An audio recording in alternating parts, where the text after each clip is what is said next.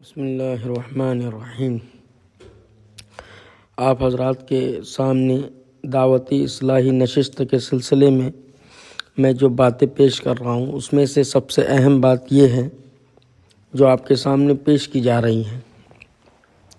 آج تک شورا کا ایجنٹ بنا ہوا یوسف پاپی امارت سے تعلق رکھنے والے علماء اور بڑے بڑے مفتیان کو فون لگا کر ان سے بد زبانی کر کے بد کلامی کر کے ان کی ریکارڈنگ کر کے اس کو یوٹیوب چینل پر اپلوڈ کر رہا تھا۔ لیکن میں آپ سے پہلے ہی کہہ رہا تھا، نہ یہ شورا والا ہے نہ امارت، بلکہ یہ یہودیوں کا ایجنٹ ہے اور یہودیوں کی ناجائز اولاد ہے۔ اس کا مقصد صرف علماء دین کے اندر تفرقہ پیدا کرنا اور مسلمانوں کو آپس میں لڑوانا ہے۔ اس کی یہ حرکت بڑھتی رہی، اب یہاں تک کہ امارت سے تعلق رکھنے والے علماء کو چھوڑ کر اب یہ دیوبند کے اوپر بھی الزامات لگا رہا ہے۔ اس نے بار بار دیوبند کے اوپر یہ الزامات لگائے ہیں کہ دیوبند نے مولانا سعد کے متعلق کفر کا اور کافر ہونے کا اور اہل سنت والجماعت سے خارج ہونے کا اور گمراہ ہونے کا فتویٰ لگایا، لیکن مولانا عبدالخالق صاحب مدراسی اور مفتی محمود الحسن بلند شہری اور دیگر علماء دیوبند نے یہ صاف انکار کر دیا کہ ہم نے اس قسم کا کوئی فتویٰ نہیں لگایا۔ جب یوسف پاپی نے یہ بات سنا تو اس کا دماغ بوکھلا گیا پاگل کتے کی طرح، اور پھر اس نے اپنی بد کلامی کو شروع کیا۔ دیوبند کے بڑے بڑے علماء کو، جیسے جن کے اندر مفتی محمود الحسن صاحب بلند شہری نور اللہ مرکزہ بھی شامل ہیں، ان سے ان نے بات کیا اس یوسف پاپی نے، اور بڑی گندی زبان استعمال کی۔ میں آپ کو اس کی ریکارڈنگ پیش کر رہا ہوں، اس کو بغور سماعت فرمائیں۔ سود آپ کے وہ لگتے ہیں حضرت، بھائی لگتے ہیں چھوٹے، اور مفتی مہاجر بھی آپ کے لڑکے ہیں جی۔ یہ دونوں ساتھیاں نہیں، آپ کے ساتھ کچھ لین دین کیے کیا انہوں نے ساتھ صاحب کی طرف سے؟ کیونکہ ساتھ صاحب لوگوں کو خرید رہے ہیں آج کل۔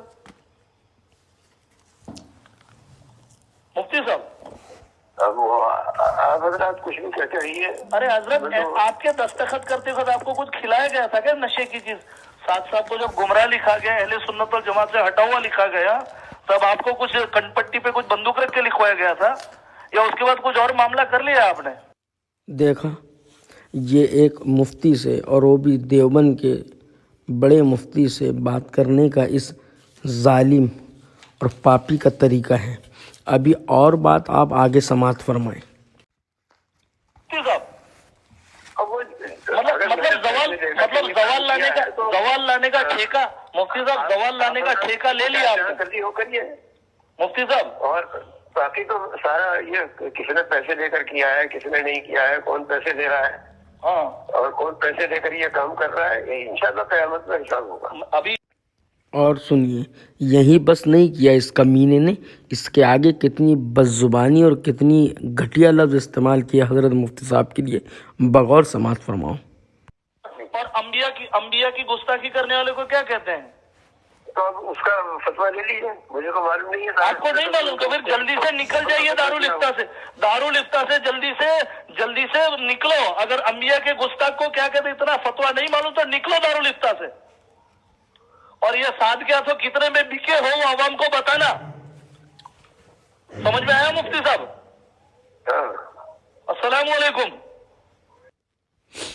اب میں آپ حضرات سے اس متعلق یہ سوال کرنا چاہتا ہوں کہ ایک مفتی اور ماہر علم اور عمل اور دارالفتہ کے اندر خدمت دینے والا ایسے ادارہ جس ادارے کا نام سارے عالم کے اندر مشہور ہے، مادر علمی دیوبند، ایسے مفتی سے اور ایسے مفتی صاحب سے اتنی بد کلامی اور بد زبانی، اور یہ کہنا کہ آپ نے کتنا پیسہ لیا ساس سے، اللہ معاف کرے، اور یہ کہنا کہ دارالفتہ سے نکل جاؤ۔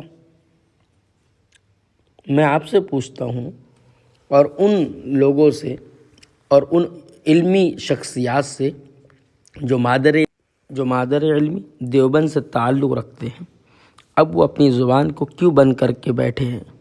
ان کا کام ہے، بلکہ دینی فریضہ ہے کہ وہ اس یوسف پاپی یہودیوں کے ایجنٹ، منافق، کمینے اور حرامی کی زبان کو لگام دینے کے لیے اپنی زبان کو اور اپنے حق کو، زبان حق کو جو ہے بلند کرے، اور آپس کی لڑائی کو چھوڑ کر یہ اسلام کو بدنام کرنے والے یہودی ایجنٹ کے خلاف میں اپنی زبان کو بلند کرے۔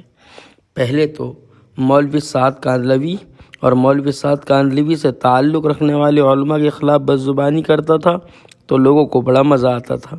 اب تو اس نے اپنی ہی انگار لگا دیا، اب تو دیوبند کوئی نہیں چھوڑ رہا۔